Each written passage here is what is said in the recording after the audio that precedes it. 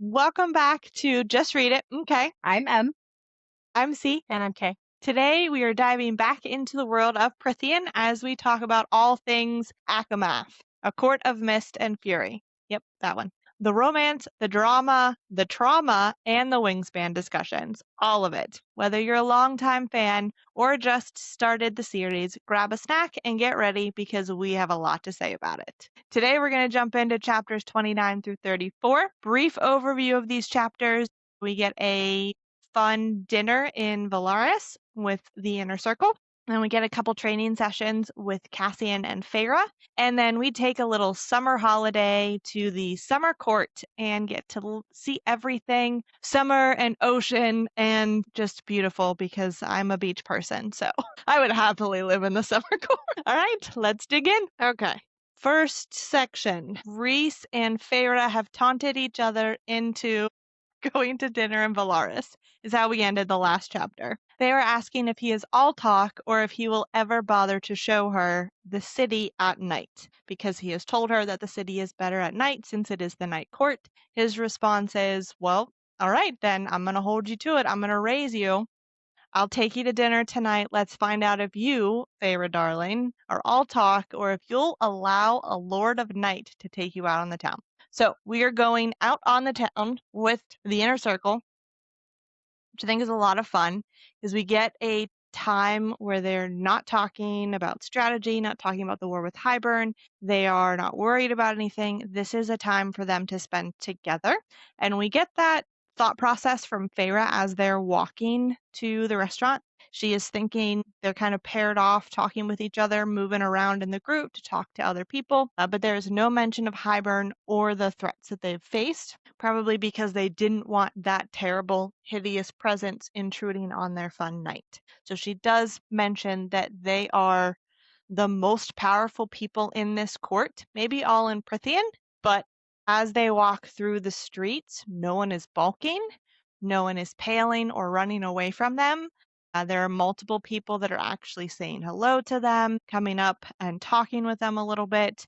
They're doing that now, and the people are doing that afterwards as they're heading to their other areas after dinner. So it gives us a continued sense that Rhys and his inner circle are not really feared, they're respected in Valaris. And it's a very different existence than what she had in the Spring Court. She's not put up on a pedestal for the people in the Night Court where she was in the Spring Court. They don't make a big deal about her being there. She's there and they're happy to just be alive and continue being themselves and doing what they'd like to do. And I love that Feyre says the lifeblood of Valaris thrummed through me. That she's gotten to a point where she does not want to be depressed like she's been the last few months. She's done with that. She wants to move past it. She wants to continue the little bit of healing that she's already done so far in this book. She wants to continue with that. And so she's looking around at Valaris, listening to the sounds of the people, the river, the music, silverware on plates, chair feet scraping on the ground.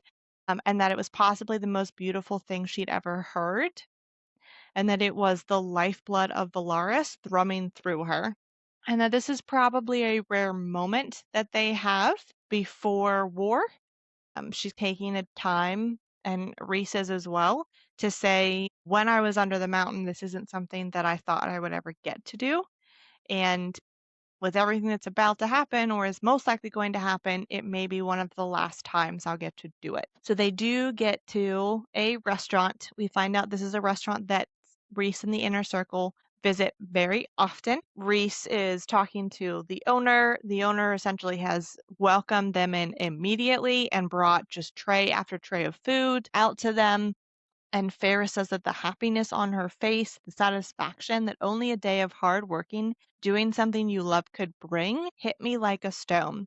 So she's describing the owner of the restaurant who is talking to Rhysand about the spices and how happy they are to have the spices after everything that happened under the mountain. And the owner has turned to her and asked if the food is to Feyre's liking. Her response is, I've lived in the mortal realm and lived in other courts, and I've never had food like this. Food that makes me feel awake, which we get a lot of description for how Feyre feels in her depression, is that she's almost like sleeping, or she's drowsy, foggy. She's not really present, but she is now, and the food is helping.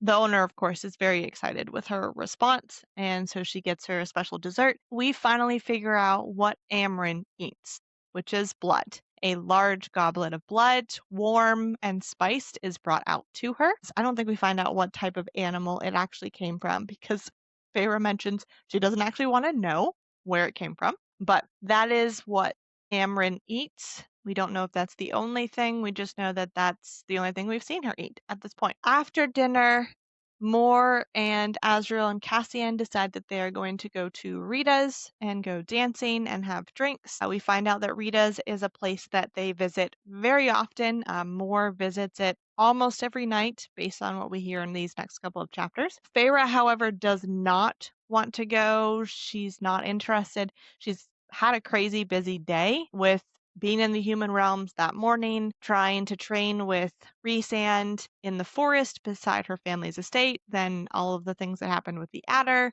and winnowing around. So she has had a very busy day and she just wants to go back to the house and sleep. So Rhysand says, I would rather walk home than go dancing with everybody. So Feyre reluctantly agrees. It is really cold and she doesn't really want to walk back, but I don't blame her. I don't blame her at all. But they do decide they're just going to walk back. And so they make it to a point where they can see the rainbow of Valaris glowing like a fistful of jewels, which I love the descriptions of the rainbow, and we get them often, that they are like the jewels of the city. And Rhysand tells her this is one of his favorite views in the city, and it was also one of his sister's favorite views.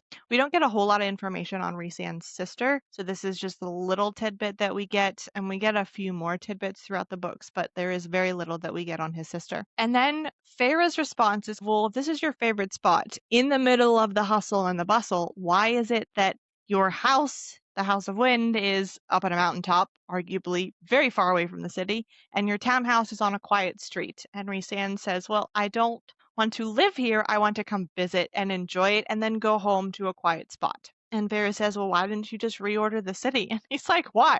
Why on earth would I change anything about this city? And her response is, well, isn't that what High Lords do? I mean, Tamlin probably would do that, if we're being Whatever they honest. please. Exactly, whatever they pleased. And Rhysand says there are a great many things I wish to do and don't get to. So Feyre decides she's going to turn the conversation just a little bit, pull it off of her, and ask if anything is going on between him and Amren.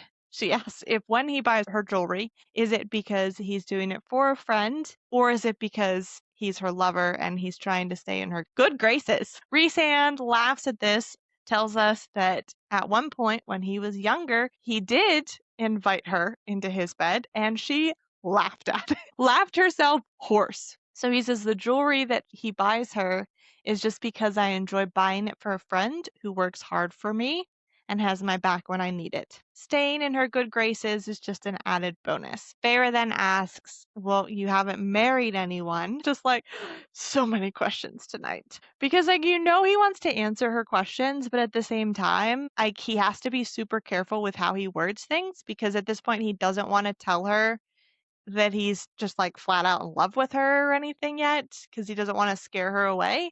So he's like, well, I've had lovers and I've liked other people, but I've never been tempted to invite one of them to share life with me. And he says, honestly, I don't think anyone who's been in my life thus far would have said yes, even if I had asked. And he gives us a little bit of a background into why. And it's just, this is something that we see a couple of times throughout these set of chapters, is that marrying him means a life with a target on your back. And if there were offspring, then a life of knowing that they'd be hunted from the moment they were conceived. Everyone knows what happened to my family, and my people know that beyond our borders we are hated. So Feyre asks why. Why have they continued to let the world hate them? Why have they not shown Valaris and let the people know about the good that they do? And Rhysand says there was a time way back when the Court of Nightmares was the Night Court, when they were that evil. was very long ago, but an ancient High Lord had a different vision, which is something that we're going to see in these chapters too, is that Rhysand has a different vision from his predecessors. He's not the only one who has a different vision. So he says, and rather than allowing the world to see his territory vulnerable at a time of change, he sealed his borders and staged a coup, eliminating the worst of the courtiers and predators, building Valaris for the dreamers, and establishing trade and peace. And to preserve it, he kept it a secret. So did his offspring and their offspring. There are many spells on this city laid by him and his heirs that make those who trade here unable to spell our secrets and grant them adept skills at lying in order to keep the origins of their goods, their ships, hidden from the rest of their world. Rumor has it that ancient High Lord cast his very life's blood upon the stones and river to keep the spell eternal. I'm going to pause real quick because it is not verified, but there is a fan theory that a character from the Throne of Glass world has actually visited the city of Valaris because Lorcan, at one point as he is hanging out with Alide, mentions visiting a city nestled between two mountains, but has a really hard time remembering the city and any details about it. Yes. Interesting. So many believe he has actually been to Valaris based on his description. So who knows? He's been all over the world and possibly other worlds, so it could be. But Rhys continues and says, along the way, despite his best intentions, darkness grew again, not as bad as it had been initially, but bad enough that there was a permanent divide within the Night Court. We allow the world to see the other half, to fear them, so that they might never guess this place thrives here. And we allow the Court of Nightmares to continue, blind to Valaris' existence, because we know that without them, there are some courts and kingdoms that might strike us and invade our borders to discover the many, many secrets we've kept from the other High Lords and courts these millennia. So that's why they haven't told anyone, truly, no one outside of Valaris and their court knows. Farah does ask maybe this is a loss for the city of Valaris to be contained and isolated, and he kind of gestures around like, well, I don't see the people suffering at all. And she's like, okay, you're correct. They are not. They get into a little discussion about Azriel. So it gives us a little more information on his character when we don't get a whole lot in regards to him. So Feyre asks if Rhysand is nervous for Azriel to go to the human realms to try and spy on them, find out where their half of the Book of the Breathings is. And Rhysand says, of course, I'm always going to worry about those that I care about. He says, but Azriel has done this before in even more harrowing courts, and he'd find my worrying insulting because it means he doesn't believe that Azriel can do it. And so Feyre asks if Azriel minds the work that he does. And we don't get a clear yes or no from Rhys because Rhys says it's really hard to tell with him, that he'd never tell you that he's witnessed Cassian rip apart opponents and then puke his guts up once the carnage has stopped, sometimes even mourn them, but with Azriel, it's hard to tell. Cassian tries, but the only person who ever gets him to admit anything is Mor. And that's only because she's pestered him so much that he's gotten to a point where even his infinite patience runs out. So Mor's the only one who can pester him enough to get his patience to snap. Feyre, of course, being the busybody that she is, because everybody in this book is a busybody. Let's be honest here. She's a busybody too. She's like, well, what about Mor and Cassian and Azriel? Like, have they ever? And Rhys is like, nope, I don't know, and that's between them. He's stepping out. He's not going to bring up that discussion or even attempt to discuss it. So we hear some music, and Feyre realizes almost immediately that this is the music that Rhysand sent to her cell when she was about to break under the mountain. So she says that she caught the strands of music pouring from the group of performers, a reduced version of the symphony I'd heard in a chilled dungeon when I had been so lost to terror and despair that I had hallucinated as this music poured into my cell and kept me from shattering. So she turns to Rhysand and is just like, you're the one who sent this to me. You showed me pictures of the Night Court. And he says, well, yes, I sent the music to you because you were breaking and I couldn't find another way to save you. But he says, I never sent you the images. So I think it's interesting that He sends the music, but she is actually able to see the night court while listening to it. And she finally thanks him for everything, for what you did then and now. And he says, even after the Weaver, even after I sent you there to almost die just to get a ring, and even after the trap with the adder this morning, and she's like, ugh, you ruined everything. And then Rhysand grabs her and they shoot up into the sky. And she realizes that she could learn to love the flying, which I think is a little foreshadowing because she does end up learning how to fly later, which who wouldn't want to fly? I mean, I've already said it. I would happily love to do that. So yes, bring it on. Let's fly some more. If I could get extra grace in with the ability to fly, then I'd be fine. If I'm still as clumsy as I am, but then flying, we don't want to add Good that. point. Yeah, probably like Feyre, I'd run into trees. So this is what happened. All right. Later on, Feyre is reading in bed, listening to the crackle, which I think is interesting that it gets mentioned because it ends up being a bad thing for somebody else in the future. But I've been paying attention to that too, how many times we get the fire crackling and the different sounds that it makes. Feyre gets the little bit of stationery that she and Rhysand like to pass back and forth with their little notes, their little text messaging is what I call it. And on it, Rhysand has written, I might be a shameless flirt, but at least I don't have a horrible temper. You should come tend to my wounds from our squabble in the snow. I'm bruised all over thanks to you. And she responds, go lick your wounds yourself and leave me be. And I have like most of this underlined because I love the banter and it just reminds me so much of I call it text messaging because that's what it reminds me of. You know, when you're text messaging back and forth with your crush and they're, should I say that? Should I not say that? And I feel like it's so perfect, a perfect representation of what a relationship looks and feels like when it's first starting out. Is the will she, won't she, should I or should I not, is saying it giving away too much, and I love it. I think it's super cute. So she says that the paper was gone for a while, far longer than it should have taken to write the few words that appeared on the paper when it returned. To which Rhysand says, I'd much rather you licked my wounds for me. So we get some back and forth flirting, more of their little banter. So she clamps her lips shut to keep from smiling, even though she's in her bedroom by herself, which is definitely something that we would have done as we're trying to like text back to our crush. And she responds with lick you where exactly? Question mark. The paper vanished before I'd even completed the final mark because he wants to know. And again, his reply was a long time coming because he's not quite sure what to say.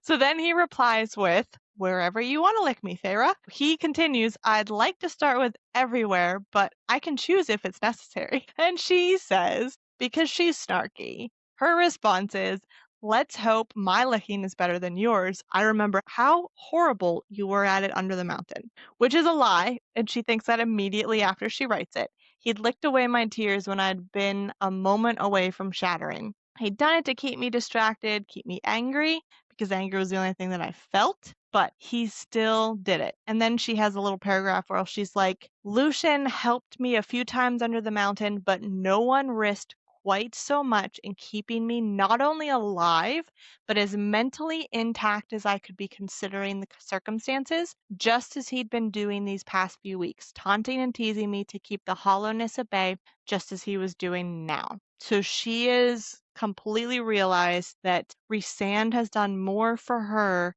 even before Under the Mountain, but through the whole time she's been in Prythian, done more for her than Tamlin has, or Lucian, or anybody else. His response was, I was under duress. If you want, I'd be more than happy to prove you wrong. I've been told I'm very, very good at licking. To which she writes back, good night, and squirms a little bit in her bed, because who wouldn't? A heartbeat later, he responds with, try not to moan too loudly when you dream about me. I need my beauty rest. She says, I got up, chucked the letter into the fire, gave it a vulgar gesture, and I could have sworn I heard laughter rumbling down the hall. Of course, because they flirt back and forth, he pushes a little too far and she pulls back and swears at him, gives him a vulgar gesture, something along those lines, and he laughs.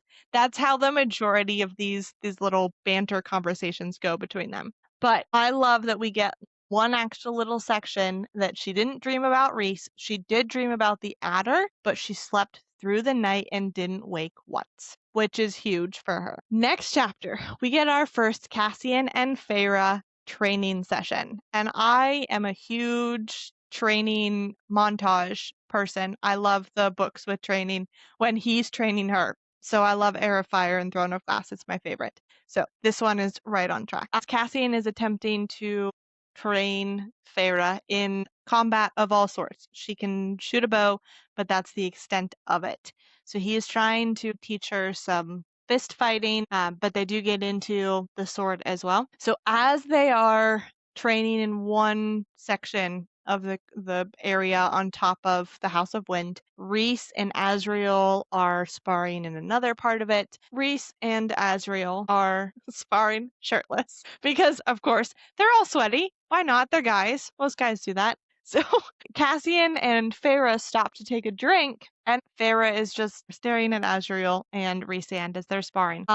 And she says, at some point since the last time I looked, despite the sunny winter day, they'd removed their leather jackets and shirts. And she describes them. They're very tan, very muscled, obviously, both covered in the same manner of tattoos that adorned my own hand and forearm.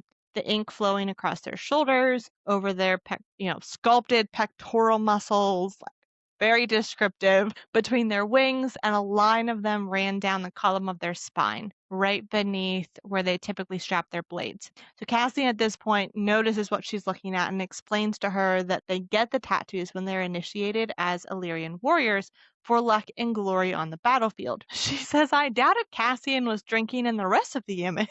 But he is, let's be honest. Cassian totally is. And it is in this moment that the part of Feyre where color and light, the part that her painting derives from, is actually waking up a little bit. And she gets an initial picture of a painting called Death on Swift Wings, which is essentially a picture of Rhys and Azriel sparring. The title came out of nowhere, and for a moment I saw the painting I'd create, the darkness of those wings faintly illuminated with lines of red and gold by the radiant winter sun, the glare off their blades, the harshness of the tattoos against the beauty of their faces. And then she blinks and the image is gone.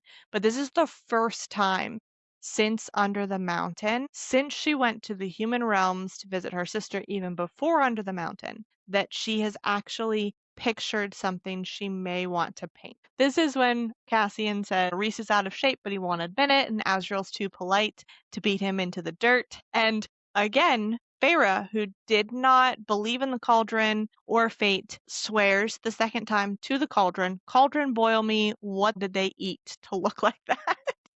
She's like, if Rhys is out of shape and he looks like that, what on earth is he eating? So she also realizes that her tattoo had been made from the same Illyrian markings, and she wonders if perhaps giving her this tattoo was his own way of wishing me luck and glory while facing Amarantha, which I love because there's two reasons for everything that Rhys does, if not a million reasons. So I agree. I think he gave her that specific tattoo, one, so that it kind of matched his tattoos, but also as a way to say, I know you can beat this. I'm giving you additional luck, or hopefully giving you luck to help get you through it. Cassian starts to not taunt her, but Cassian knows that she is dealing with things. Everybody does. And as he is training her, in his mind, it's part of training is to talk through and heal from some of those things. So he brings up her sending the letter to Tamlin that she's left and is not coming back. He brings that up while they're sparring. He asks, when are you going to talk about how you wrote a letter to Tamlin telling him you've left for good?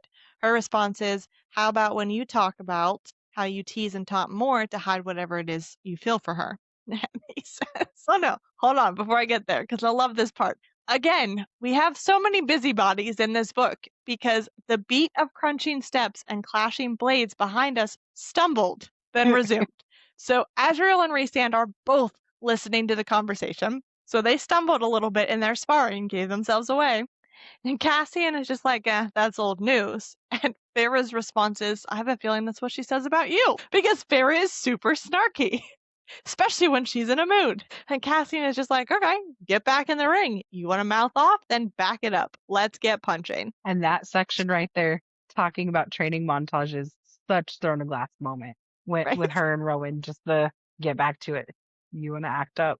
Let's go. Exactly. So very similar. So they start doing different punching combos, and Farah is in her head at this point because Cassian bringing it up just reminded her that she did do that. And she starts thinking that she'd meant what she said, but she was struggling with not knowing what he thought, if he even cared. And she thinks he does care, but she kind of reminisces on how she felt while all of that was happening with him more than she did when it was actually happening.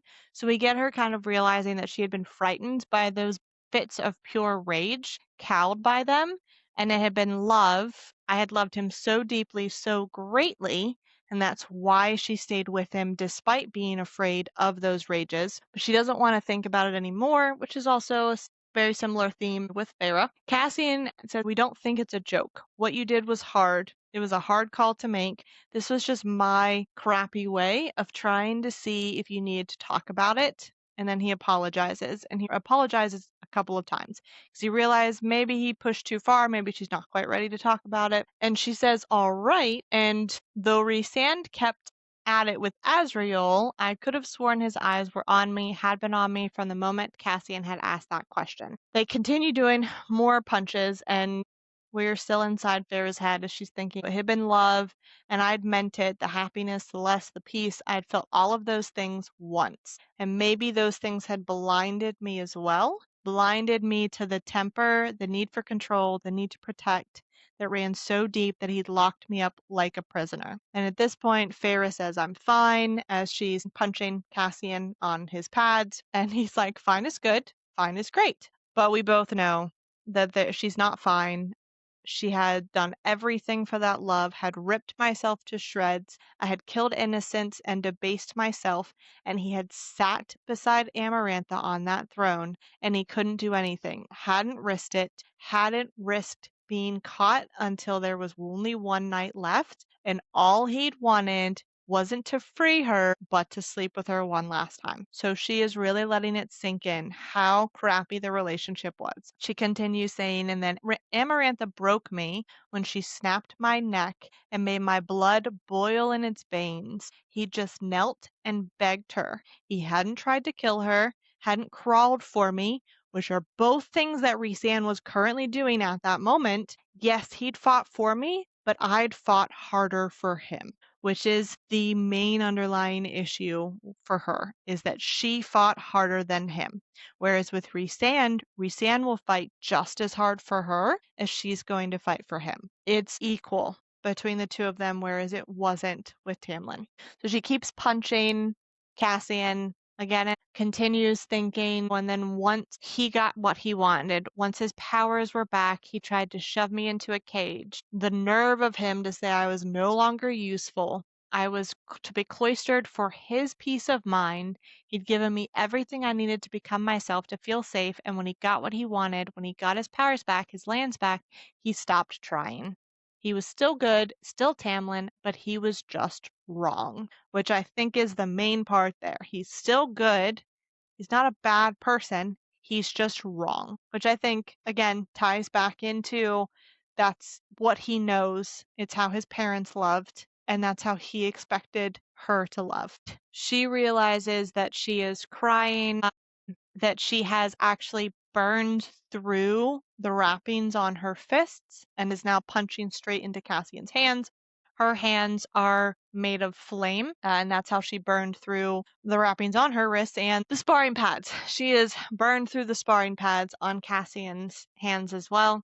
Azrael and Rhysand have also stopped. Cassian is trying to tell her that she's all right, that she can keep going, can keep punching him, even though her hands are flames. He can take it. He doesn't mind. And her response is, I killed them. And that's the first time she's actually said the words out loud. And Cassian just says, I know.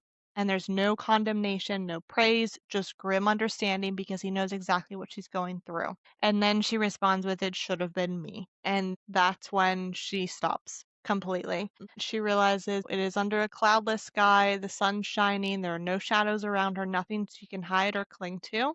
And then darkness swept in, and it's soothing and gentle darkness, not shade, but Rhysand and his darkness. And we've talked about it before, how his darkness is calming to her. He lifts her chin and his wings kind of wrap around them, cocoon them, which is something that's happened before and she couldn't deal with it. The first time he wrapped them around her when they first came to Valaris, she couldn't handle having his wings wrapped around her because she felt too enclosed, but she's progressed. She's healed enough since then that when he does it this time, it's okay. It doesn't overwhelm her. So Cassian and Azrael start sparring themselves so that Rhysand can help her. And he tells her, you're going to feel that way every day of the rest of your life. And I know this because I have felt that way every day since my mother and sister were slaughtered. And I had to bury them myself. And even retribution didn't fix it. So he's saying, even if you were to avenge those fairies, it's not going to make it go away. It's not going to help. You can either let it wreck you, let it get you killed like it nearly did with the Weaver, or you can learn to live with it. She apologizes for his family. He apologizes and says, I'm sorry I didn't find a way to spare you from what happened under the mountain, from dying or from wanting to die. He tells her he has two kinds of nightmares. The ones where I'm again Amarantha's whore, or my friends are, and the ones where I hear your neck snap and see the light leave your eyes, which is just heart-wrenching that like those are the two most popular dreams that he has, most reoccurring nightmares that he has, either Amarantha's whore again or the moment that she died. And she gets a little distracted looking at him, her perusal of his chest. She says it lands right at his V, the top of his pants. She doesn't let it go any further, which is something that we start seeing more and more in the next couple of chapters. And then they kind of switch gears and they talk about where her fire powers came from. That they actually came from the Autumn Court, which is ruled by Baron, is the High Lord, Lucian's father, presumably. But I love this part because Rhys says, I'm not versed in all the complexities of all of the courts, but we can figure it out day by day. So he's committing to her that it doesn't matter how long it takes, but we will take it one day at a time and we'll figure it out. Whereas Tamlin said, we're not going to figure it out, we're just going to move past it. Feyre asks if because he's the most powerful High Lord in history, if she got more from him, or if his powers hold more sway over the others. And he says, well, give it a try. See if you can summon darkness. She's trying to figure out how to do it. And he says, well, just will it into being. And she gives him a flat stare because it's not that easy. And he says, well, try thinking of me, how good looking I am, how talented. She says, how arrogant. He says, well, yeah, that too. And then she says, go put a shirt on. You're distracting me. And he's like, oh, really? Does it make you uncomfortable? Because he's going to tease her again, like Rhysand does. And she says, I'm surprised there aren't more mirrors in this house, since you seem to love looking at yourself so much. And at this point, we realize that Azrael and Cassian also are eavesdropping on their conversation. Because Azrael launched into a coughing fit, Cassian just turned away, a hand clamped over his mouth. Because everybody is a busybody. And Rhysand just smiles and says, there's the Feyre I adore. Which I love, because he's like, you could so easily switch the word adore to love, because it fits perfectly. He already loves her. But he is being super cautious in what he says, and so he says adore. And then she tries to bring out the darkness and is struggling with it. And then Rhysand tells her there are different kinds of darkness, and he kind of describes each one of them, which I think is really interesting. Being the High Lord of Night, that there are different kinds of darkness to him. So there is darkness that frightens, the darkness that soothes, which is the one that soothes her, the darkness that is restful, the darkness of lovers, and the darkness of assassins. It becomes what the bearer wishes it to be, needs it to be. It is not wholly bad or good. And to Feyre can only imagine the darkness of a dungeon cell, because that's what she has most recently been exposed to. She opens her eyes and Rhys has filled the whole arena with darkness. Cassian and Azrael are continuing to spar, using it as a training challenge to spar in the darkness. But she says, I found darkness all around me, not from me, but from Rhysand, as if the sparring ring had been wiped away, as if the world had yet to begin. So I want to point that out because I think when we get the description of the cauldron being poured into the world, it talks about the darkness, the empty darkness that there was then. So I think it's interesting that Rhysand is able to replicate that darkness. And it just makes me wonder where his powers came from that he's able to do that, just based on the way she words it. And then she says, lights began twinkling, little stars, blooming irises of blue and purple and white. I reached out a hand toward one, and starlight danced on my fingertips. I shifted the star between my fingers like a coin on the hand of a magician. Here in the soothing, sparkling dark, a steady breath filled my lungs. I couldn't remember the last time I'd done such a thing, breathed easily. So this is a kind of darkness that is soothing to her. And then we have the scene end with more snark because they can't end a scene without it. And Reese said, we'll work on it later for now. And then he sniffs her, go take a bath. And she gives him a particularly vulgar gesture and then asks Cassian to fly her home instead. Then we get a second scene of her training with Cassian. Amren is observing this one, which I think is so funny because she's brought out a lounge chair. She's laying on it, sunning herself, picking out her nails with a bone, not a knife, a bone. Feyre is very clear to point that out, right? And Amren is giving them snark too, because everyone in this court gives him snark. And Amren is just like, she heard you the first 10 times, Cassian. Clearly it's not working. And Cassian's response is, we'll keep talking, Amren, and I'll drag you into the ring to see how much you've practiced recently. And Amren says, touch me, and I'll remove your favorite part, small as it might be.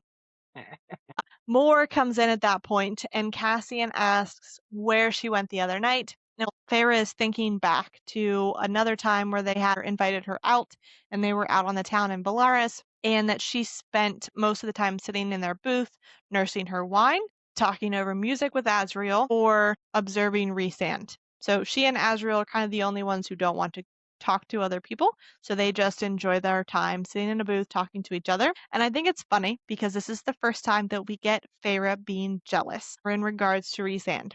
And it's something we're going to start seeing more and more in the next few chapters. They make a game out of watching the males and females who approach or are watching Rhysand. So they make a game of betting on who exactly would work up the nerve to invite the High Lord home, and that Azriel won every single time. But in the end, Rhys did not accept any offers. He declines politely, but firm. And she wonders if he's been with anyone since Amarantha. We're going to know in the future, down the line, that he has not. And that's because he's in love with Feyre, obviously. So then we come back to the present. Amren and Cassian are still snarking at each other. Mor tells them that Rhysand is coming because he had some news, and wants to know why Amren didn't tell them, and Amren was like, oh, I forgot, and I was having too much fun watching Feyre not listen to Cassian. And Cassian's like, you've been here for an hour. How did you forget that entire time? And she's like, oops, whatever, because it's Amren.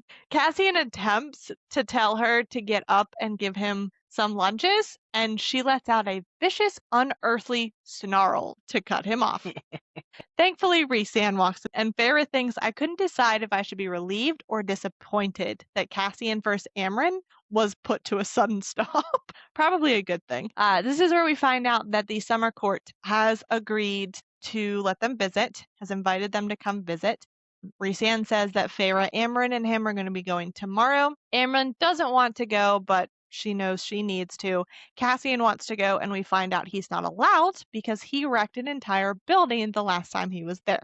So he has been banned from the Summer Court. This is still something that we haven't gotten that information at all in the series. So I think it'd be really fun if we got like a bonus chapter or a couple extra chapters that explain what happened, because it sounds like it would be a quite amusing story. They're taking Amren because they're terrified of her, but Amren is kind of bored of it. Cassian does bring up a concern that it's one thing to have Feyre with them in the night court, even when everyone knows it, but it's another thing to bring her to a different court and introduce her as a member of our own. And This is where Feyre thinks back to her time in the Spring Court, that it's going to send a message to Tamlin and to all the other courts in regards to her relationship with Rhysand, but it is what it is. Rhysand is done talking about it. He's ready to go and plan. Feyre follows him out and asks if there are any other traps that she should know about before they go. And he says, well, based on your note the other night, I thought you'd forgiven me. And she says, one would think a High Lord would have more important things to do than pass notes back and forth at night. And he says, oh, I do. I have plenty of important things to do, but I find myself unable to resist the temptation, the same way you can't resist watching me whenever we're out. So territorial. So the night when her and Asriel were watching all the people come up to him, he knew she was watching him. And she says, flirting with him, fighting with him, it was easy and fun, and maybe I deserved those things. So I closed the distance between us, smoothly stepped past him, and said, you haven't been able to keep away from me since Calamai, it seems. And he flicks her nose, which that So happens to me, infuriating. and it annoys the crap out of me when he does it to me. So I understand her annoyance. Don't flick my nose. Why? That's just, ugh, it drives me nuts. And it's hard enough that she hissed and batted his hand away. And he says, I can't wait to see what that sharp tongue of yours can do at the summer court. And his gaze was fixed on her mouth, and then he vanishes into shadow. Because that's the other way he ends conversations with her, is just vanishing. I'm gonna hit on you and bye. Right? That's just proof that he's all male, though. There, the swagger, the pride, the well, you can't shoot me down if I end it that way first. That's right. Yep. If I leave beforehand. That's so true. I love it. Okay. So we get the plan for going to Adriata, which is one of the major cities in the summer court. The plan is that Rhys will winnow them in, and they'll stay there for however long it takes for her to detect where the book is and hopefully be able to steal it, and they can leave. We find out that as Rhys's newest pet, as they're wording it, she'd be granted tours of the city and the High Lord's personal residence, and if they were lucky, none of them would realize that Rhysand's lapdog was actually a bloodhound. Where else have we heard the word bloodhound? Throne of Glass. In Book 5, Empire of Storms, the shape-shifting Ilkin call themselves bloodhounds because they can scent anything and they can follow a trail. And they follow Manon, they follow Alide, and they follow Aelin, all to on the ship together. Alide doesn't, but she's been followed by them too. So this is the second series out of 3 where Bloodhound is mentioned. Putting real hard emphasis on that, just FYI. So they're all ready to go. Rhys is in black, accented with silver thread, no wings, the cool cultured male she'd first met, you know, his favorite mask. She is in a flowing lilac dress, its skirts floating on a phantom wind, which is like one of 4 times that phrase is used in the next like 6 chapters. She has silver and pearl encrusted belt at her waist, and matching night blooming silver flowers had been embroidered to climb from the hem to brush her thighs. So she's in a really pretty, very summery gown. Rhys is a little pissy this morning, or he tells us because he stayed up late with Cassian and Asriel, and they played cards and they both took a lot of his money, so he's annoyed. And her response is, wow, you're a sore loser. And he says, well, when both of my brothers tag team me, then yes. So they go from that little interaction to immediately being winnowed over to Adriata into the castle itself.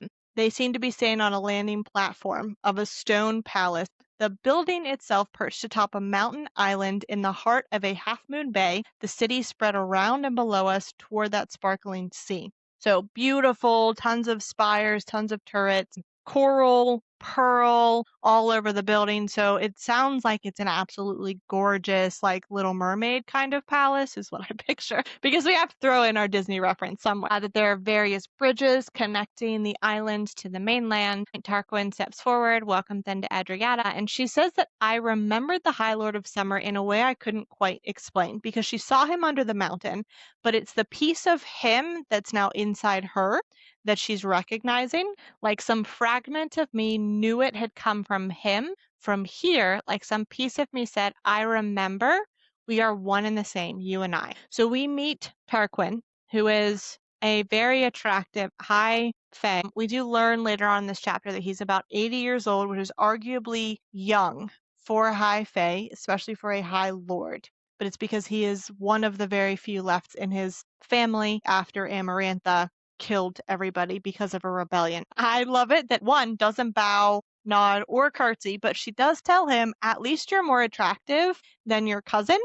Of condolences, of course. She added with as much sincerity as a snake. So, like, Amryn, we're not quite sure of her just yet. We'll get a little more information in the next couple of chapters, but we don't know a whole lot about her. So we're just starting to get like little tidbits of her personality. I think it's really interesting that before Rhysand took Feyre to the prison, she had a set of not quite instructions, but she was told, don't lie, don't ask too many questions, stick to what they're there for. She had a list of things that she should or shouldn't be doing. So they kind of helped her know what she needed to do, whereas they haven't done any of that prep work to go into the summer court. So it's this point where she is watching Amryn and Rhysand judging based on how they're speaking, what they look like as they are welcomed by the summer court. And she's realizing that they're wicked, cruel. That's what Amryn and Rhys were, what I was supposed to be to these people. So this is where she's remembering, hey, to the outside world, we are not necessarily good and kind and sweet. We are ruthless. So I need to portray that as well. And she doesn't do a good job of that throughout their trip at the summer court, which is both a good and bad thing. Mostly a good thing, but we'll get to that in a little bit.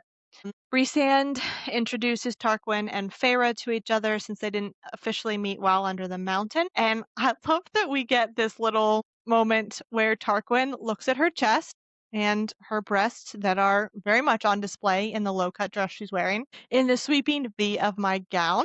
But she's thinking of it as, I don't know if he's actually looking at my chest or if he can see the spark of life, his power, where it had gone. And Rhys, who also knows both, yeah, exactly, is like, her breasts are rather spectacular, aren't they? Delicious as ripe apples. You just have to laugh at that point. You have to laugh at his description. And then she wants to scowl at him, but she's like, she reminds herself, no, I have to mimic them in this type of scenario. So she's like, here I was thinking you had a fascination with my mouth, because he's always looking at her mouth. And she notices it all the time. And she says, delighted surprise lit Rhys's eyes there and gone in a heartbeat. So, like, split second, he is so thrilled with her response. And then they both look back to Tarquin, stone-faced and stiff-backed. So they have their little moment, and then they completely turn back, and it's gone. Scene change. Tarquin is essentially like, okay, apparently you have a tale to tell. And Rhys says, well, we have many, so let's get comfortable. Tarquin then introduces Cressida, Princess of Adriata. We do and don't like Cressida. She's kind of a B word, a little bit. She's a princess. She's a high fae princess. So she's right on track with that. We'll put it that way. And again, Feyre says, my best imitation of Rhysand's shrug. So she is, again, just trying to imitate Rhysand in these scenarios. And then we get Varian, who is Cressida's younger brother and captain of Tarquin's guard, also a prince of Adriata, but his attention is fixed wholly on Amryn. And I love these two. Like, they're the side couple that you need in every single book, because you're not quite sure. They're definitely a will they, won't they kind of couple. It's are they going to kill each other, or is it going to be the complete opposite with them? You don't know. To the point where, like, even Amryn doesn't know. We get that in a couple chapters. She's not sure either. Feyre mentions his attention was fixed wholly on Amryn, as if he knew where the biggest threat lay and would be happy to kill her if given the chance. And then she says, in the brief time I'd known her, Amryn had never looked more delighted. So she is so thrilled that she has the attention of this young prince. For one reason or another, at this point, she probably doesn't care. Feyre does mention throughout their time in the summer court, with Rhysand, there's always multiple motives behind everything. So she just kind of assumes that there are certain things, certain reasons why Amryn is there. One of them is to be a guard for Feyre, because Amryn, whenever she's around, is usually within Feyre's reach, acting as a bodyguard. Tarquin tells them that they have 4 main cities in the territory. They talk about Amarantha sacking most of their cities and that they're working on rebuilding. Rhysand and Amarant and Feyre kind of hint a little bit at what they're there for, so they do ask if anything important was stolen. Tarquin essentially says no. And we get throughout the chapters that different scenarios make us think that Tarquin is young.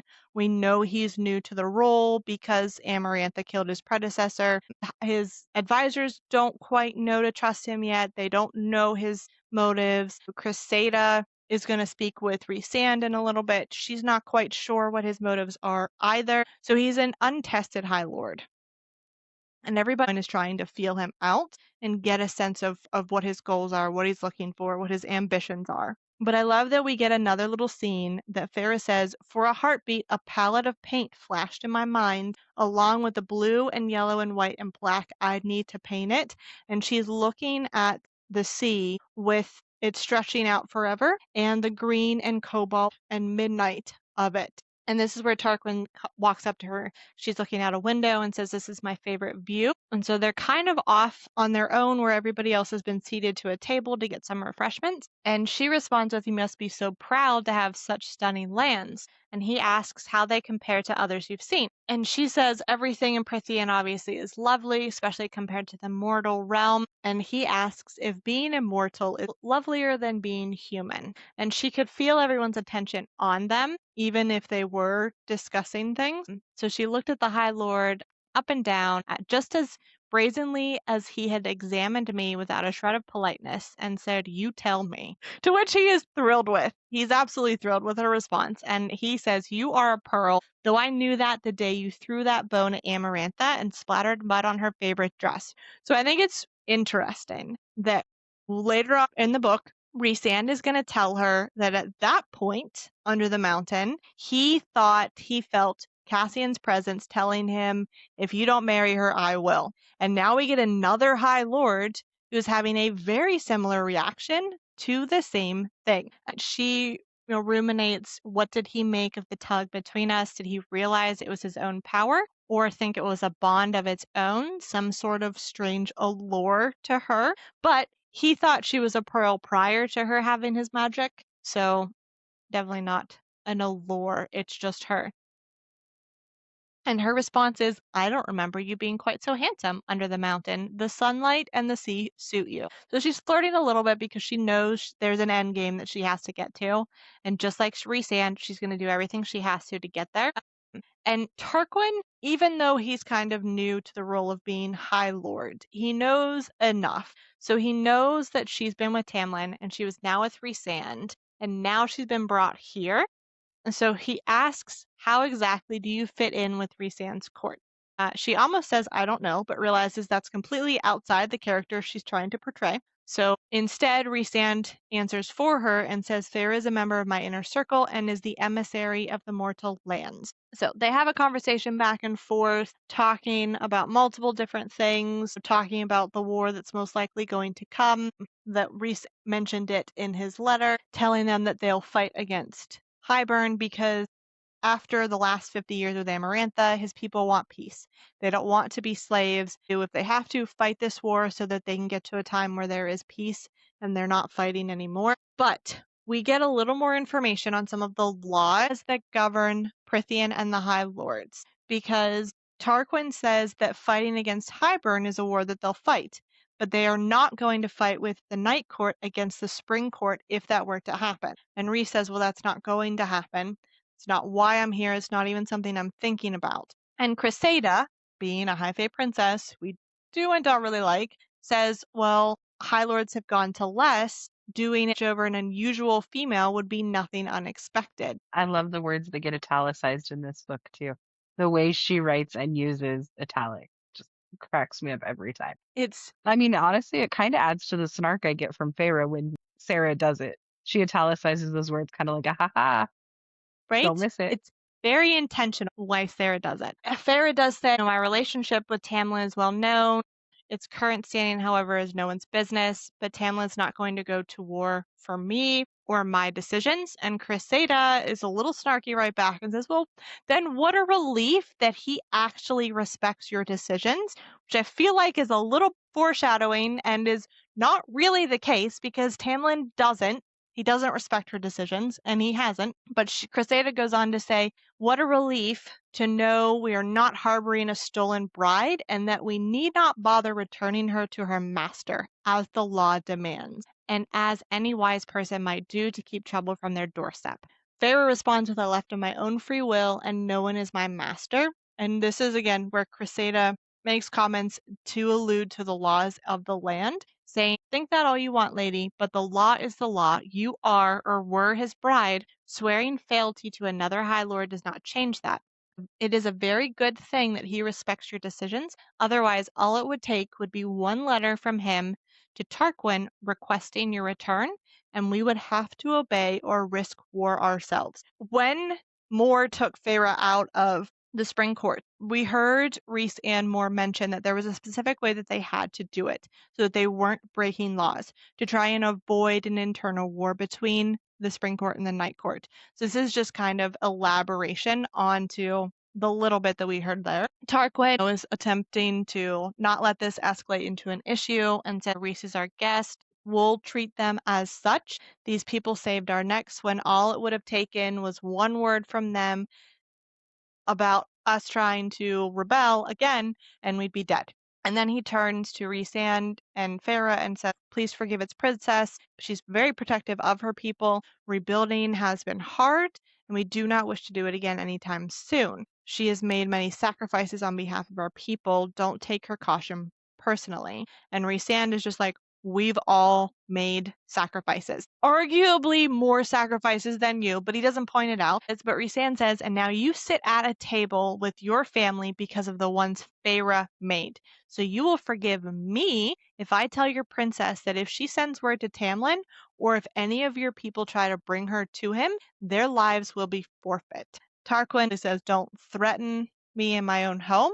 My gratitude only goes so far, and Rhys says it's not a threat, it's a promise. And while he's doing this, he is opening his crab legs with magic. Like, there's no hands, it's just darkness, which is a little unnerving if you think about it, especially while he's threatening to kill you. And then Feyre lightens the mood. She completely breaks the tension by saying, no wonder immortality never gets dull. To which everybody chuckles, and in the bond between her and Rhysand, she can feel a flicker of approval from him. So they're given a set of rooms, a suite, so that they all have a connecting set of rooms. Rhysand walks in and tells her that he really likes Tarquin. He even likes Crisada. And I love how he describes this. He's like, Varian, I could live without, but I bet a few weeks with Cassian and Asriel, and he'd fit right in, and I'd have to learn to like him. Or he'd be wrapped around Amren's finger and I'd have to leave him alone entirely or risk her wrath. A little bit of foreshadowing. And Feyre's response is, and he's like, so I need you to do this in a way that does not make them enemies to us because I like them and I think they want friendship. I want friendship with them. So do what you have to do, but try to keep it hidden. Which is what Feyre starts to feel as she hangs out with Tarquin a little bit more, is that it'd be really easy to be friends with him. We'll get to that specific line in a minute, but they both find Tarquin the type of person who is very similar to them. Maybe not in the sense that he's gone through as much hardship as they have, but that he has dreams and he has a different idea of what he wants to do as a High Lord than some of his predecessors have had in the past. So that's what kind of sets him aside from other High Lords and makes him very similar to Rhys and Feyre, that he wants to change things. He wants to make them better. But I do think this part is funny because Rhysand asks if Feyre likes that Tarquin can't stop looking at her. And he says, I can't tell if it's because he wants you or because he knows you have his power and he wants to see how much. Feyre's like, well, can it be both? And Rhysand says, of course, but having a High Lord lusting after you is a dangerous game because now she's got three High Lords total, spring, summer, and night. And then she says, first you taught me with Cassian, and now Tarquin. Can't you find other ways to annoy me? And he tells her, no, I need you to do anything to get this book, but I really don't want you to get caught. And she's like, well, really? Anything? So now we're going to play chicken between the two of them. Anything, Rhysand? Like, even sleep with him? What would you do if I did that? So she's taunting him now instead of the other way around. His response is, you say such atrocious things. All while looking at her mouth, because again, he can't stop looking at her mouth. But he does say, obviously, you're always free to do what you want because he is all about choice. So if you want to sleep with him, go ahead. Her response is, well, maybe I will. And he says, fine. And she says, fine. So it's such a game of chicken between the two of them. Who's going to break first? And then his response is, don't jeopardize this mission. And her response is, I know the cost. Now that he's got her all wound up, tries to get her to light the candle on the dresser beside them because, of course, they're super close. He's totally invading her personal bubble. She's okay with it. She, instead of lighting the candle, and the candle is knocked off the dresser by a violent splash of water, as if someone had chucked a bucket full. So she's trying really hard to think of her fire magic to light the candle, and instead, water, arguably the opposite, a bucket full of it, comes rushing out and wipes it off. And Rhys is just like, can't you ever follow orders? Like, talk to Camlin. No, she can't follow orders. Don't try giving them to her. Let's be honest. Don't give her orders. She's not going to follow them unless she has to. And she kind of realizes that being here, being close to Tarquin and his power, she could feel the water answering. She does say, no one was my master, but I might be master of everything if I wished, if I dared. And I love that quote in this book because she can. She can master all of the different types of magic if she dares. So then she's able to pull the water up from the floor in like a strange backwards rain. Or instead of going down, the rain is coming up. And she has it kind of sparkling all around them as stars. And they separated into little pieces like they were sparkling crystals on a chandelier. And Rhysand says, I suggest you don't show that to Tarquin in the bedroom. So she takes all of the water droplets, shooting for his face, too fast, too swiftly for him to shield, and completely soaked him. Of course, the spray also soaked her. So they're both soaked. And he's just smiling because she was actually able to do something, even if it wasn't what he wanted her to do. She could still do something. Feyre asks Rhysand if he thinks Tamlin would go to war for her. And Rhysand says, I don't know. To which Feyre responds, I would go back if it came to that. I'd go back rather than make you fight. And he asks, would you want to go back? Would going to war on your behalf make you love him again? Would that be a grand gesture to win you? And she says, no, I'm tired of death. I wouldn't want to see anyone else die, least of all for me.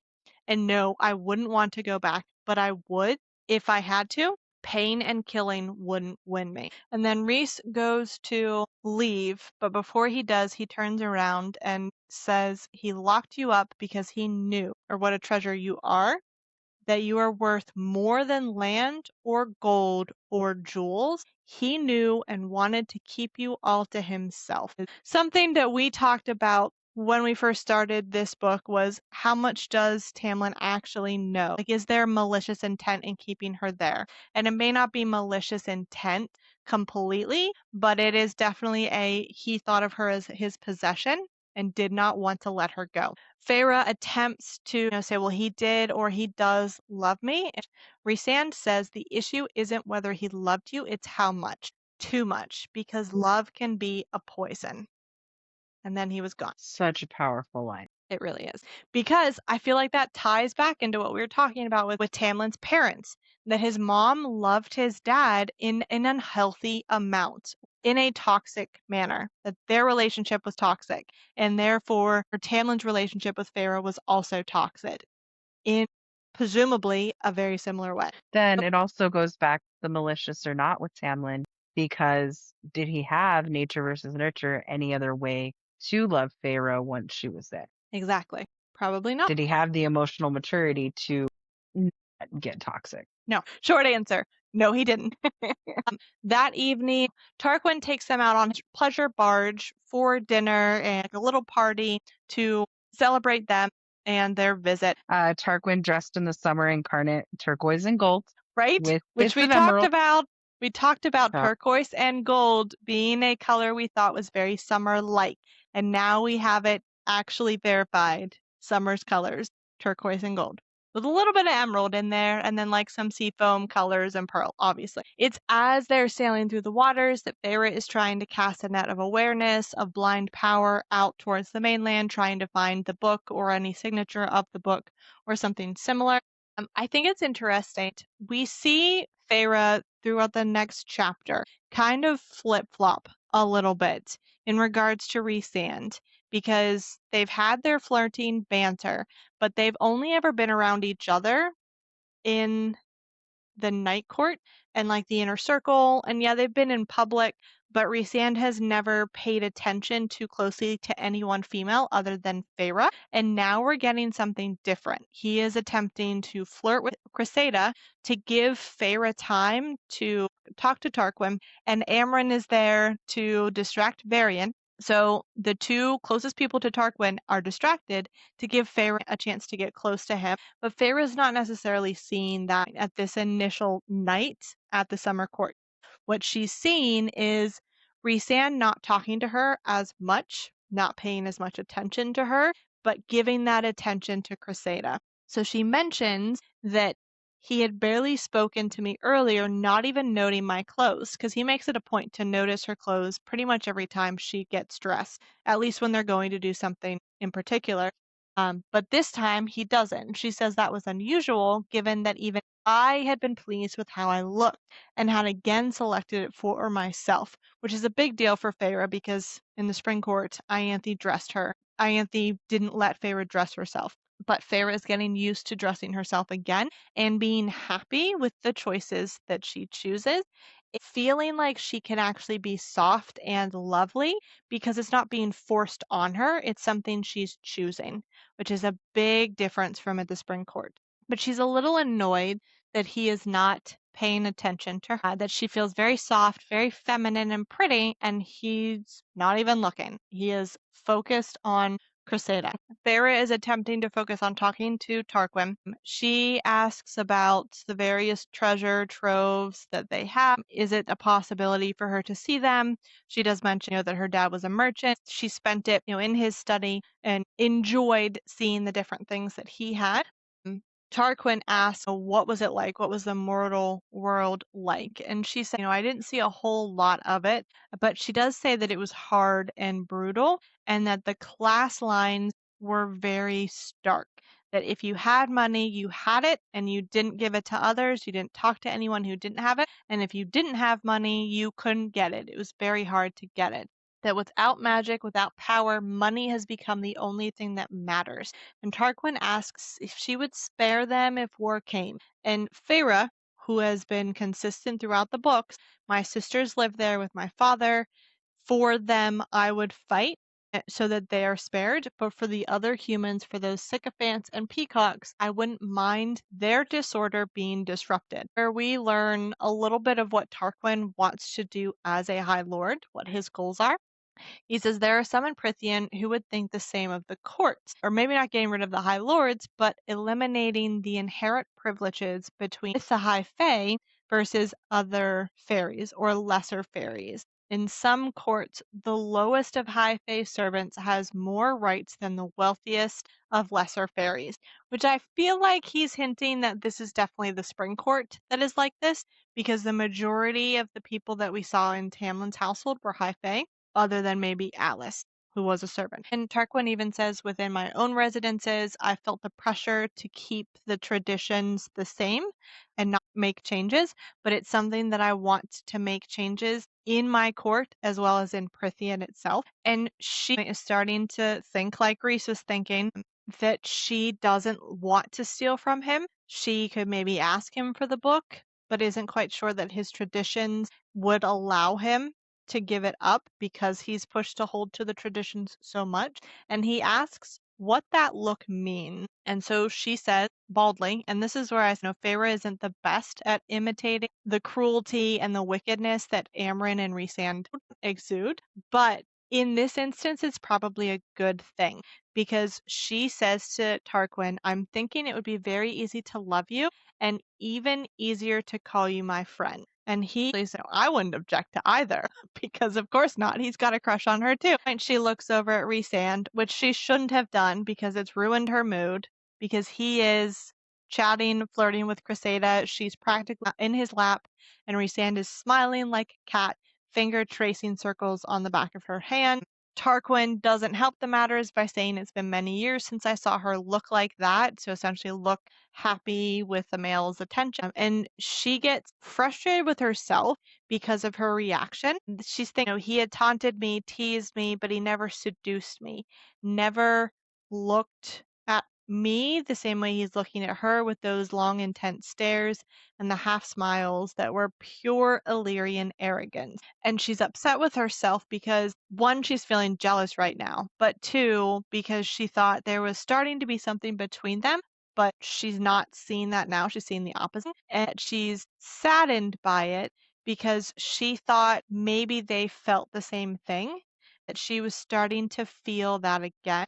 But now she's realized that she's lonely. She says it wasn't sorrow or despair, but unhappiness, bleak, sharp unhappiness. So she gets up, says she needs fresh air, even though they're out on a boat, and decides that she's just going to go off and be by herself for a little bit. Tarquin asks if she wants him to join her, and she says no. She isn't quite sure Tarquin will ever understand her like Rhysand does. That I wasn't entirely sure that even the hardships he'd encountered under the mountain, that Tarquin could understand the darkness that might always be in me, not only from Amarantha, but from years spent being hungry and desperate, that I might always be a little bit vicious or restless, that I might always crave peace, but never a cage of comfort. And we see that kind of mimicked in something that Rhysand is going to say in the next chapter in regards to Tarquin as well. So Feyre walks off, finds a nice quiet place. She does happen to walk past Amren and Varian, who are opposite sides of a corridor, leaning against adjacent pillars, both drinking wine, both ignoring each other, even though they're speaking to nobody else. And it cracks me up. When they finally depart the barge, Rhys and Cressida are no longer there. So Feyre assumes that he has gone home to sleep with her. She does have a nightmare that night. She is jolted awake, and it takes her a little bit of time to remember.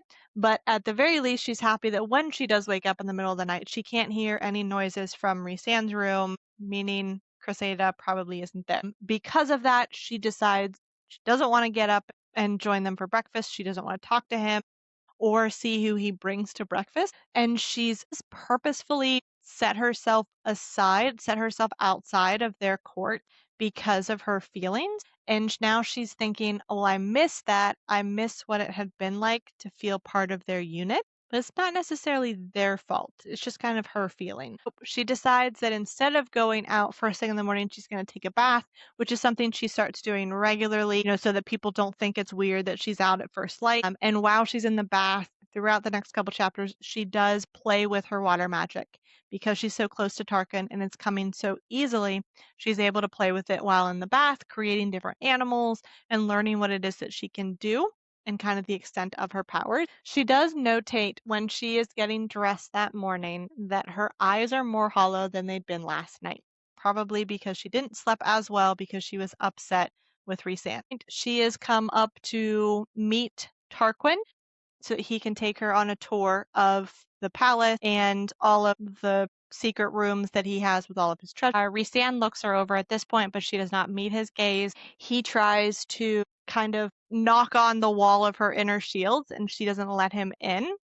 But I think it's interesting because she says Nuala, one of the handmaidens, seems to be a pretty good spy, considering she had dressed me to essentially be a matching set with Tarquin's outfit that day. So they look like king and queen of summer, which of course I'm sure does not make Rhysand happy, but she shuts him out, and she mentions maybe later I'll send a water dog barking after him, let it bite, which I love. And Feyre has turned her attention completely on Tarquin. Something brushed against my mental shield, a rumble of something dark, powerful, perhaps a warning to be careful, but it's not, though it felt an awful lot like the dark, flickering emotion that had haunted me. So jealousy. So much like it that I stepped a bit closer to Tarquin and gave the High Lord of Summer a pretty, mindless smile that I had not given to anyone in a long, long time. That brush of emotion went silent on the other side of my shield. So Feyre is annoyed with Rhysand because she thinks he has now slept with Cressida. He hasn't, but she's trying to get back at him because that's what she thinks. So she is smiling at Tarquin, not realizing that she hasn't actually smiled at Rhysand, but He's going to tell her that, right? It is so heart-wrenching when we get to that point. Yes. Poor Ree. Right? Like, Poor love baby. me. No. Tarquin shows her all kinds of things. They end up seeing so many different places with lots of jewels in them.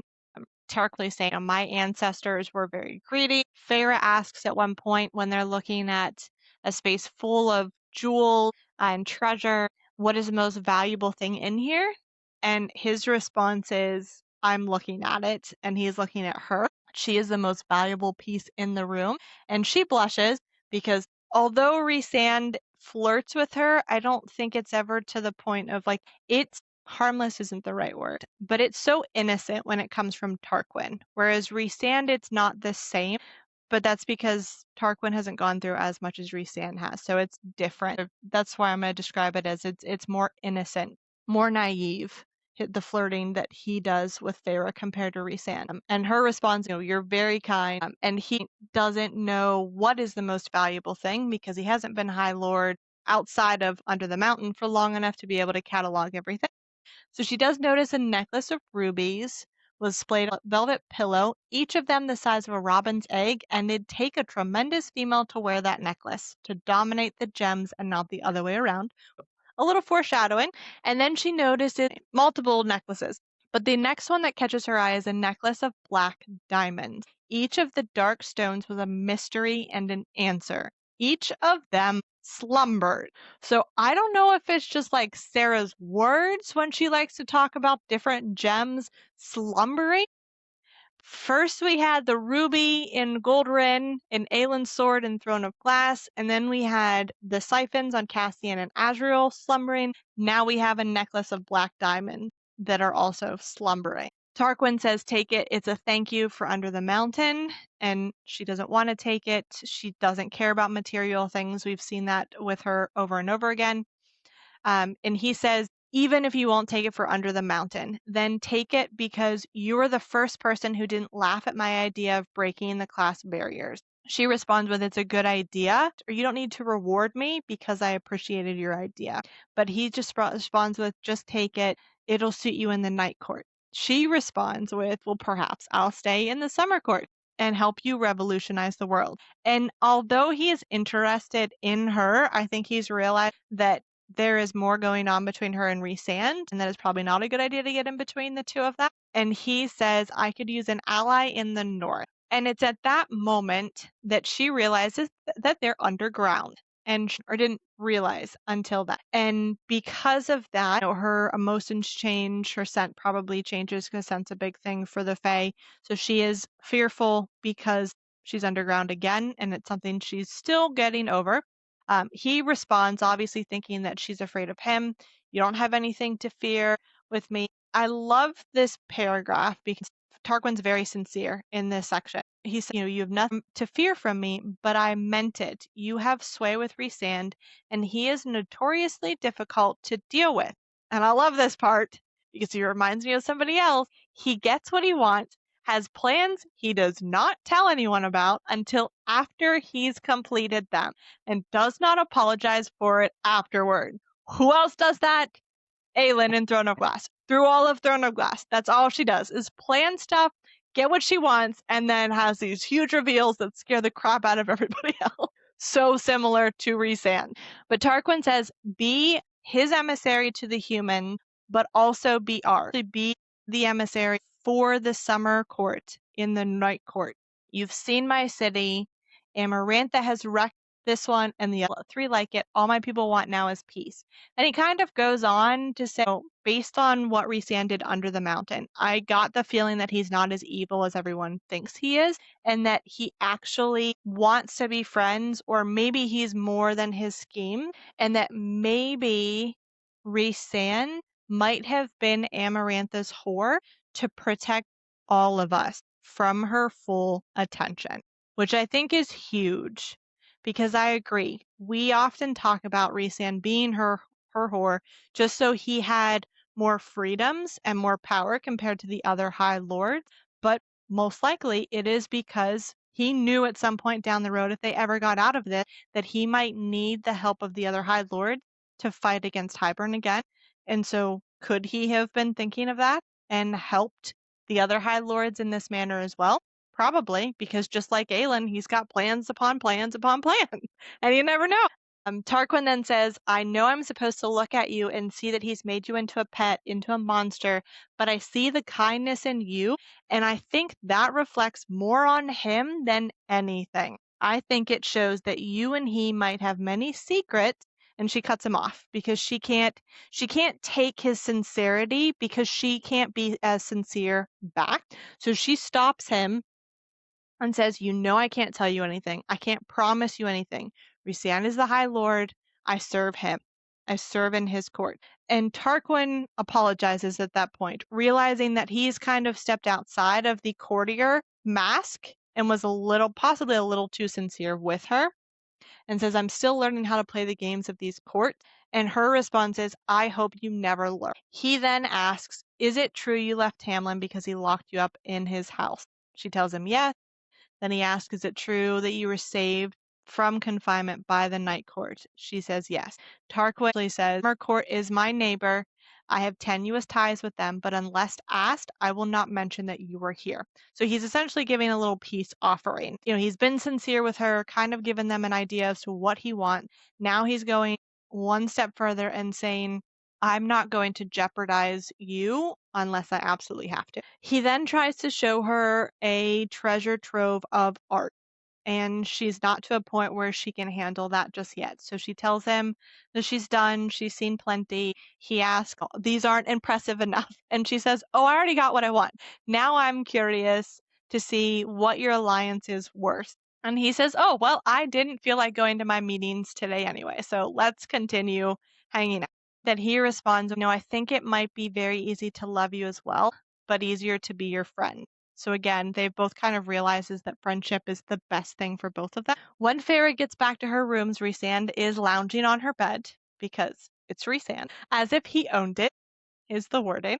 And I love it. His response is, so flirting and giggling with Tarquin did you no good. And she chucked a box on the bed. He says, you tell me. And his response is, it's not the book.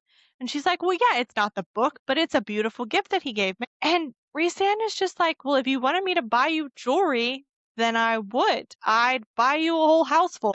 You say the word. Then he says, but given your wardrobe, I thought you were aware that it was all bought for you. So we have confirmation that Rhysand is the one who's picked her wardrobe, which is kind of a theme throughout the books, that he loves to dress her in specific things to set her apart from everybody else, which is not what they did to her in the Spring Court. They put her in dresses, made her look like every other high fae. Feyre says, Tarquin is a good male. Yeah, I think we should ask him for the book. And Rhysand is just like, oh, so he plies you, with jewels and pours honey in your ear, and now you feel bad. And she says, well, he wants our alliance desperately. He wants to trust you and rely on you. So Tarquin has told her one thing, while Cressida, the night before, has told him something a little bit different. That Cressida is under the impression that her cousin is rather ambitious, so I'd be careful to read between his words. At which point, now that he's brought up Cressida, Bear was like, oh, did she tell you that before or after you slept with her? And Rhysand is like, oh, is that why you wouldn't look at me today? Because you think I slept with her for information. And Fair is like, information, your own pleasure. Oh, who knows which one it is? I don't care. Bullcrap, girl. Bullcrap, you definitely do care. And he asks if she's jealous. Her response is, if I'm jealous, then you're jealous of Tarquin and his honey pouring. Every time they banter, it just makes me laugh. And then Rhys is trying to explain to Feyre that he is only doing it to give her a chance to get closer to Tarquin. That's when he finally goes through all of this, kind of assuming that she would see that to begin with, but she hasn't because she let her jealousy overrule him. And he goes into, I don't particularly like having to flirt with lonely female just to get important information. It doesn't make me feel good about myself, and I don't enjoy doing it just to give you the space to ply Tarquin with your smiles and pretty eyes, just so we can get the book and go home. And she says, well, you seemed to enjoy yourself plenty last night. He snarls first, viciously, because it's Rhysand, and says, I didn't take her to bed. I didn't so much as kissed her. I took her out and let her talk about her life, because what girl doesn't want to talk about her life? And then I brought her back to her room and never went further than the door. And I told you that this morning, but apparently you're avoiding me. and you were so good at shutting me out this afternoon. And she says, oh, is that what got under your skin? That it shut you out, or that it was so easy for Tarquin to get in? And this is where we have mentioned again that Tarquin's life is a little bit easier than Rhysand's, has been, and probably will ever be. Because Rhysand says, what got under my skin is that you smiled at him. And she says, well, you are jealous. Like, it finally clicks for her. You are jealous of him. It's not just a front you're putting on. You actually feel jealous of him. And I love this part because the shadows of those wings struggle to take form because he is struggling with his anger right now. But as we've talked about in the past, he shows it by having parts of his animal form kind of flicker into shadows, but he's still able to control it, whereas Tamlin was not. And he says, I heard what you told him, that you thought it would be easy to fall in love with him, and you meant it. And her response is like, okay, so? And he says, I was jealous of that I'm not that sort of person for anyone. The summer court has always been neutral, and they only showed a backbone during those years under the mountain. I spared Tarquin's life because I'd heard how he wanted to even out the playing field between high fae and lesser fairies. I've been trying to do that for years unsuccessfully. So I spared him for that alone. And Tarquin, with his neutral court, he'll never have to worry about someone walking away because the threat against their life, their children's lives, will always be there. So yes, I was jealous of him because it will always be easy for him, and he will never know what it is to look up at the night sky and wish. So earlier, Rhysand talked about any female that he were to ask to join him in his life would have a target on her back, and any offspring would have a target as well because they are of the Night Court.